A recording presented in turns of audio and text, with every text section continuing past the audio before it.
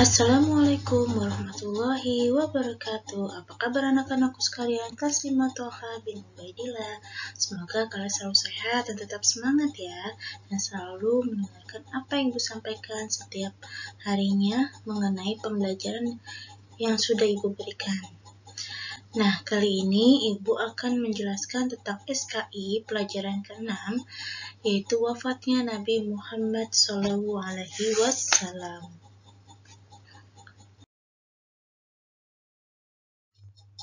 Baik anak-anak, mari kita buka buku kalian di halaman 70 dan 71. Nabi Muhammad SAW wafat. 2 hari menjelang wafat, Rasulullah SAW merasa sakitnya agak membaik dan kemudian meminta dibantu oleh Ali bin Abi Thalib, juga Fadlal bin Abbas untuk sholat zuhur di masjid. Pada hari Senin, ketika Abu Bakar As-Siddiq dan para jamaah hendak melaksanakan sholat subuh, Rasulullah SAW meminta penyekat kamarnya dengan masjid terbuka. Rasulullah memerhatikan kaum muslimin mengerjakan sholat subuh, kemudian tersenyum dan kaum muslimin sangat bergembira melihat kejadian itu.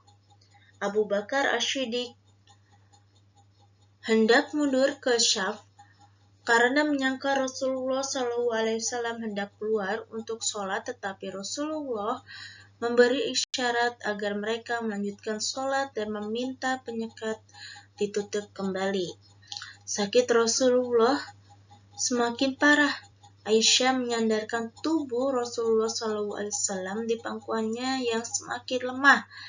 Pada saat itu Rasulullah SAW memasukkan tangannya ke bejana berisi air yang ada di hadapannya dan mengusapkan ke wajahnya seraya berkata, La ilaha illallah, tidak ada Tuhan selain Allah, sesungguhnya kematian itu ada sekaratnya. Pada detik hendak wafat, Rasulullah SAW mengangkat kedua tangannya seraya berkata, Ya Allah, ampunilah aku, rahmatilah aku, dan pertemukan aku dengan kekasih yang maha tinggi. Nah, ini diucapkan ulang Rasulullah 3 kali sehingga menghembuskan nafas terakhirnya. Rasulullah SAW wafat pada waktu duha, hari Senin tanggal 12 Rabiul Awal, tahun ke-11 Hijriah, yaitu 8 Juni 632 Masehi, pada usia ke-63 tahun. Rasulullah SAW melaksanakan tugas kerasulannya dan menyebarkan agama Islam selama 23 tahun, yaitu 13 tahun di Makkah dan 10 tahun di Madinah.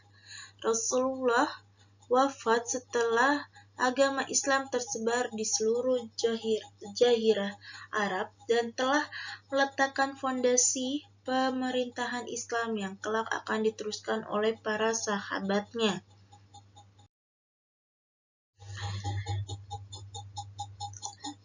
Nah, anak-anak, kita buka halaman 71 sampai ke 73.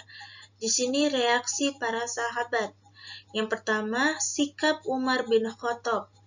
Berita tentang wafatnya Rasulullah SAW telah membuat Umar bin Khattab hilang kesabaran, seraya berkata, orang-orang munafik mengatakan bahwa Rasulullah SAW telah wafat. Sesungguhnya Rasulullah tidak wafat, tetapi beliau pergi menghadap Tuhannya sebagaimana kepergian Nabi Musa alaihissalam pernah pergi meninggalkan kaumnya selama 40 malam, lalu kembali kepada mereka setelah dikatakan bahwa dia telah meninggal. Demi Allah, Rasulullah SAW pasti akan kembali, dan aku pasti akan memotong tangan dan kaki orang-orang yang mengatakan bahwa beliau telah meninggal dunia. Serem juga ya anak-anak ya. Nah, ini adalah suatu kemarahan dari Umar bin Khattab karena masih tidak percaya kalau Nabi Muhammad sudah tiada. Nah, sikap Umar bin Khattab ini yang sangat mencintai Rasulullah SAW sehingga dia lupa bahwa Rasulullah SAW sebenarnya manusia biasa yang juga akan mati sebagaimana nabi-nabi terdahulu. Yang kedua, sikap Abu Bakar As-Siddiq. Abu Bakar As-Siddiq adalah sahabat yang sangat setia kepada Rasulullah SAW, dan ketika Rasulullah SAW wafat, dia sedang berada di rumahnya di Sana'ah ya anak-anak. Ketika mendengar Rasulullah wafat, Abu Bakar segera menuju ke kediaman Rasulullah dengan menunggang kudanya. Setelah turun dari kudanya, ia langsung memasuki masjid menuju kediaman tanpa bicara apapun dan mendatangi Nabi Muhammad SAW yang telah ditutupi kain, lalu menyikap kain, kemudian mencium dan menangis. Abu Bakar As-Siddiq menemui sahabat-sahabatnya yang lain dan melihat Umar bin Khattab masih berbicara kepada orang-orang bahwa Nabi Muhammad SAW tidak wafat.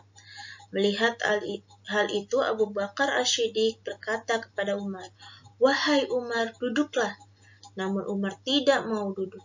Kemudian dengan tegas Abu Bakar As-Siddiq berkata, "Barang siapa di antara kalian menyembah Nabi Muhammad SAW, sesungguhnya beliau sudah wafat.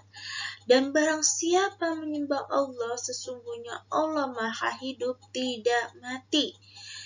Abu Bakar As-Siddiq membacakan Al-Quran Surah Ali Imran ayat 144 yang artinya, "Dan Muhammad hanyalah seorang Rasul.